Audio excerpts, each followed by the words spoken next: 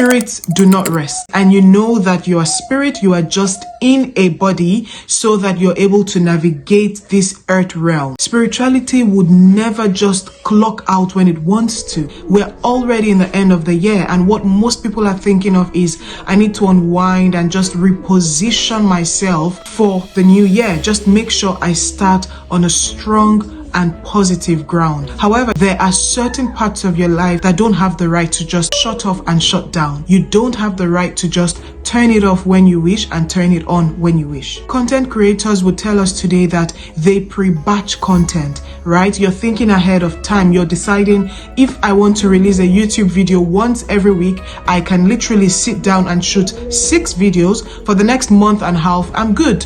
All I'm doing is to edit and just make things better. So you're thinking in that light, you are pre-creating your content. The spiritual world is very different. You must be alive and active every day of the year, every moment of the year. There's really no time where you decide you would take rest or time off of spiritual activities.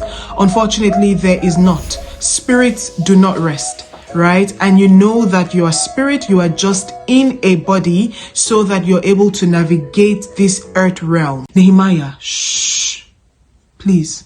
The reason why the spirit realm is so different is because it is very easy to grow spiritually cold. Oh, it is so easy to decide to take a break here and stop this just for a week, just for 1 month, and you find it so difficult to get back on your feet again. Now, these are 4 things you should always remember that would keep you spiritually on fire for God even as you go into the new year. Remember that you must build consistency and discipline around the things of the spirit. Life is spiritual. Spirituality never takes a break on us. So we must be consistent. We must be persistent even in our spiritual activities. Spirituality would never just clock out when it wants to. We must make sure that we are at alert in the spirit. Your walk with God should equally be round the clock. You shouldn't be one who seeks to take breaks and, oh, I'll do this next week, pushing for tomorrow what you know you can do today. The Bible itself is against that. You shouldn't push into tomorrow what you can do today, even as little as helping a friend. If you have what it takes right now to help that one person, don't say, I'll do it tomorrow, I'll do it next week. Why not just do it today? Life is spiritual. You must build a habit of discipline and consistency around your spiritual activity. I would equally advise that you follow a reading plan, a reading guide.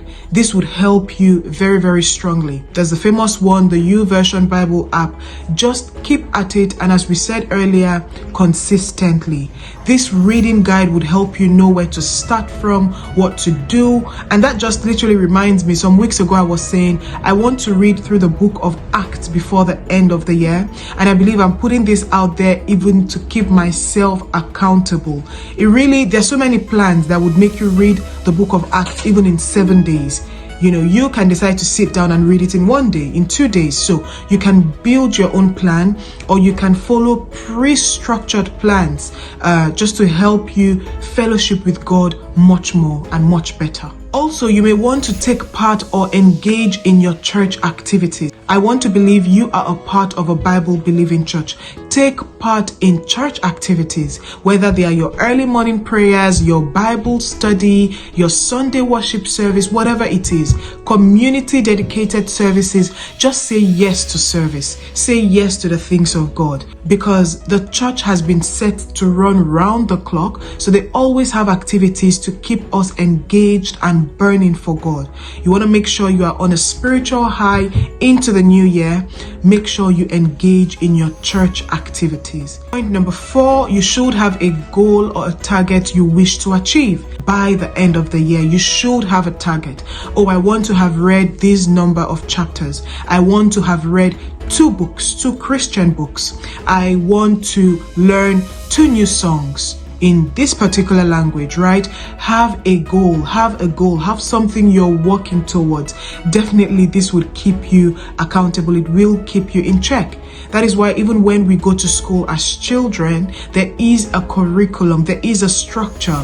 The teachers, the school has a goal, something you would have achieved within the next 3 months, 6 months, 1 year. By the end of 6 years, there is always a goal when you're seeking growth. So you must give yourself a target. Prayerfully write down your goals for the new year, or we call them resolutions. Where do you want to see yourself better off? What are the things you want to achieve or obtain in the new year? You can already write that down. And once you've written it down, start to pray for these things. You don't have to wait for the 1st of January. Everybody waits for the 1st of January.